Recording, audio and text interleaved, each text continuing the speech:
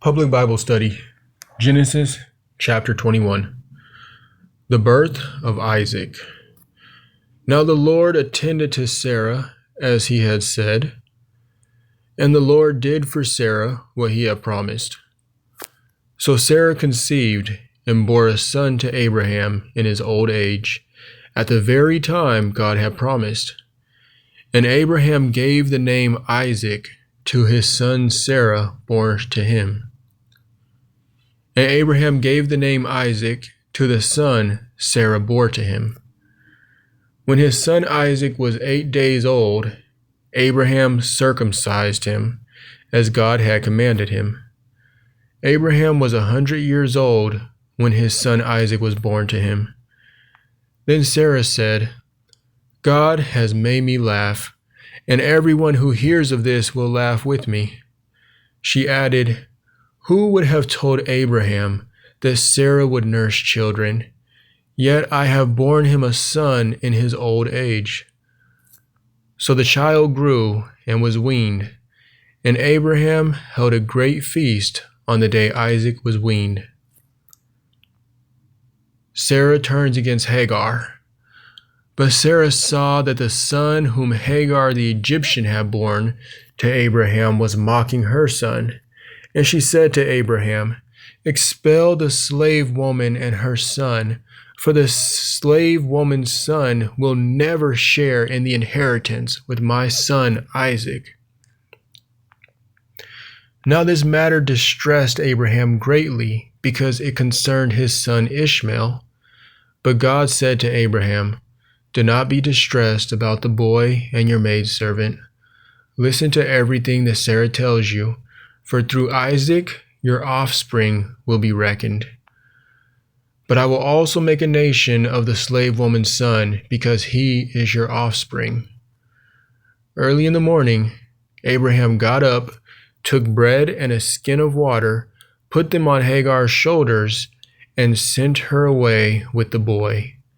She left and wandered in the wilderness of Beersheba. When the water and the skin was gone, she left the boy under one of the bushes.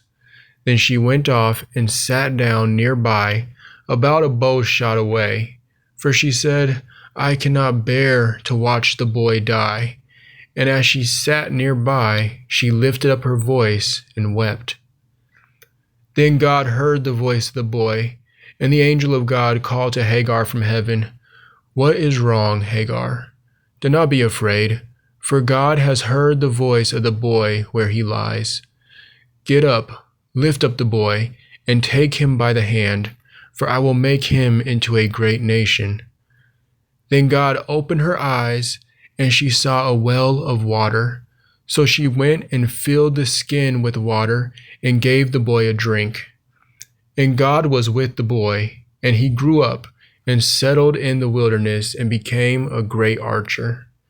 And while he was dwelling in the wilderness of Paran, his mother got a wife for him from the land of Egypt.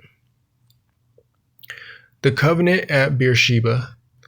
At that time, Abimelech and Phicol, the commander of his army, said to Abraham, God is with you in all that you do. Now, therefore, swear to me here before God that you will not deal falsely with me or my children or descendants. Show to me and to the country in which you reside the same kindness that I have shown to you. And Abraham replied, I swear it. But when Abraham complained to Abimelech about a well that Abimelech's servants had seized, Abimelech replied, I do not know who has done this. You did not tell me, so I have not heard about it until today. So Abraham brought sheep and cattle and gave them to Abimelech, and the two men made a covenant. Abraham separated 7 ewe lambs from the flock, and Abimelech asked him, why have you set apart these 7 ewe lambs?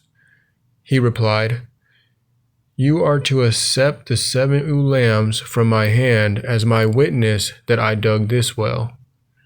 So that place was called Beersheba, because it was there that the two of them swore an oath. After they had made the covenant at Beersheba, Abimelech and Phicol, the commander of his army, got up and returned to the land of the Philistines. And Abraham planted a tamarisk tree in Beersheba, and there he called upon the name of the Lord, the eternal God. And Abraham resided in the land of the Philistines for a long time.